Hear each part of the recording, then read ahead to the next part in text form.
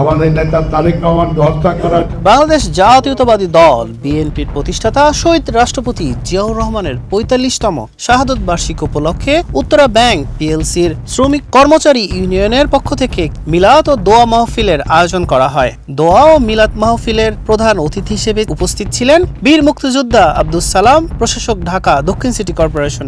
উক্ত অনুষ্ঠানের প্রধান অতিথি হিসেবে ছিলেন বীর মুক্তিযোদ্ধা আব্দুস সালাম, প্রশাসক ঢাকা দক্ষিণ সিটি কর্পোরেশন। বিশেষ অতিথি হিসেবে ছিলেন Mohammad Selimuzzaman MP, S M. Jilani MP, K M. Babar MP. সভাপতিত্ব করেন মোহাম্মদ মুসলেউদ্দিন এবং সঞ্চালনায় ছিলেন আবু মোহাম্মদ আহসানুল হাবিব। ঢাকা দক্ষিণ সিটি কর্পোরেশনের প্রশাসক বীর মুক্তিযোদ্ধা আব্দুস সালাম বলেন, জিয়াউর রহমান নিজের প্রয়োজনে তিনি ক্ষমতায় আসেননি, জনগণের প্রয়োজনে তিনি ক্ষমতায় এসেছিলেন। তিনি সবকিছুতে ডিসিপ্লিন ফিরিয়ে দিয়েছিলেন। ১৭ বছরের অনিয়মকে পরিত্যাগ করে দেশকে নতুন করে গড়ায় প্রত্যয় ব্যক্ত করেছেন জিয়াউর রহমানের জ্যেষ্ঠ পুত্র প্রধানমন্ত্রী তারেক রহমান।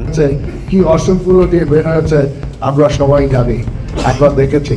আমাদের নেতা তারেক রহমানকে হত্যা করার জন্য কত রকম ষড়যন্ত্র, কত কিছু করা হয়েছে। আজকে সে সময় বলতো তারেক রহমানকে, আপনি পারলে আসেন না, সাহস থাকলে দেশে আসেন।